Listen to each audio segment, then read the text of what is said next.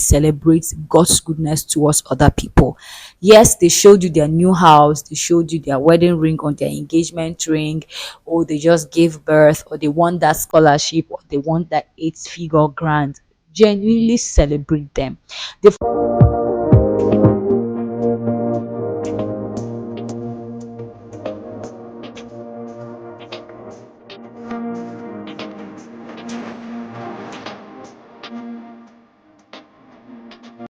Hello, hi there. Welcome back to my YouTube channel. On this channel, we talk about everything faith, growth, and personal development, and we just talk about everything that concerns women as well.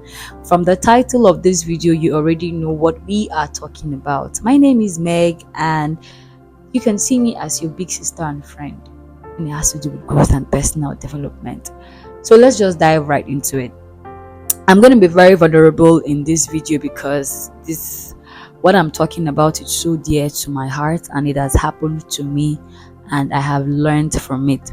So I used to have like a sister in quote who at the time where we were in close proximity, I used to just admire her, and then suddenly the admiration turned into some resentment because I couldn't understand why she was the most favored. She was the looked like all the attention was on her. She was getting the best gigs. She had the hearts of the people at the top, at the time when the same um proximity.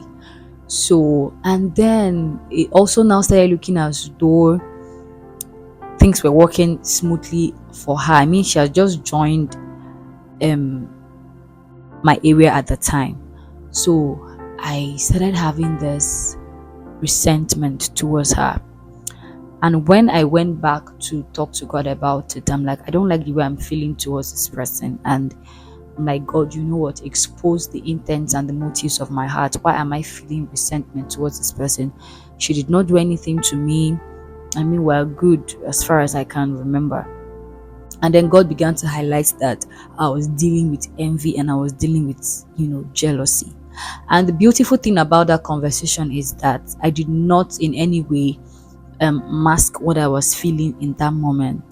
While envy is not a good thing or jealousy is not a good thing, it's not a feeling that should be invalidated. Like, it's a valid feeling. You can feel like that, especially in the world where there is social media, where you get to see the wins of other people, you get to see their successes. If they are getting married, you're seeing their wedding pictures. When they give birth, you're seeing their pictures, and it's just so easy for you to fall back into that place of asking yourself, God, when? Which of course is the common phrase when we see good things happen for other people. But if you or believe with me, and if you can be vulnerable with me for a moment, you would know that there are some times that you had actually started wishing that these things happen for you instead of the people it happened for. Come with me. I have felt that way so many times, and I want to teach you how to eradicate and kill the spirit of envy. The first thing to do is stop comparing yourself to other people. I remember so much, like I was telling myself, I mean, this lady, we're all spiritual people. Like, I pray, she prays. In fact, I even gave my life to Christ before hers. Why does it look like everyone's attention is now on her and not on me or my friends at the time? So genuinely, I stopped comparing myself with her, and I started telling myself, you know what, she has her strengths, I also have my strengths.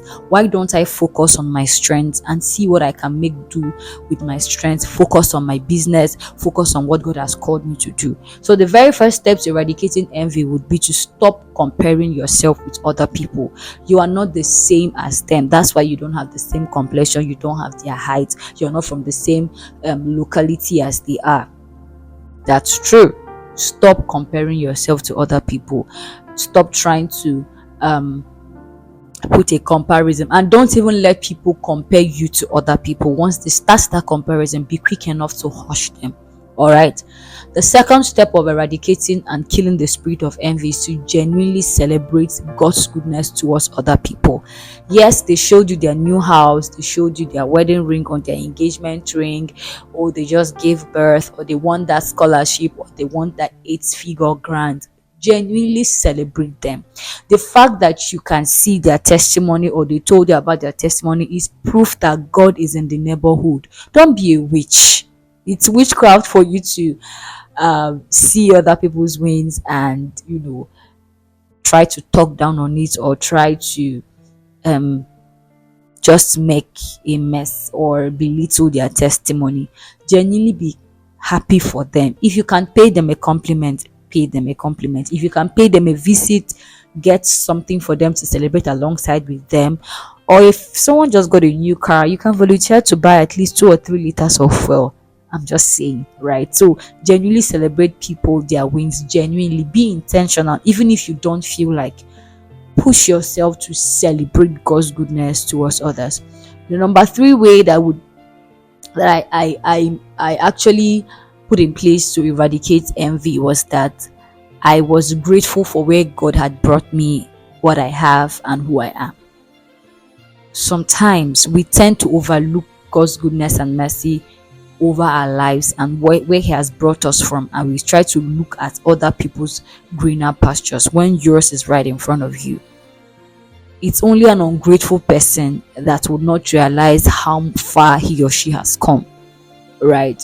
So be grateful that you have life, be grateful that God has brought you into the season of singlehood and you're maximizing it, you're doing all you can, you're learning, you're unlearning. Be grateful, be very grateful. Move a step forward further to document, like just write down the various things you're grateful to God for. Be thankful for where God has brought you and how far He has brought you. And the last step that I actually put in place to eradicate envy, and I would always suggest you do that, is to trust God even when life seems unfair. Trust that everything is working out together for your good. Knowing this is already a game changer. That no matter the highs and lows that life has brought your way, that God is working out everything for your good. Even when it seems unfair, like, oh, they have all gotten their admission, all your mates have gotten married. Do not for any second think that God is not seeing you. And do not for any second think that God is not with you. All right? Good things never finish happening.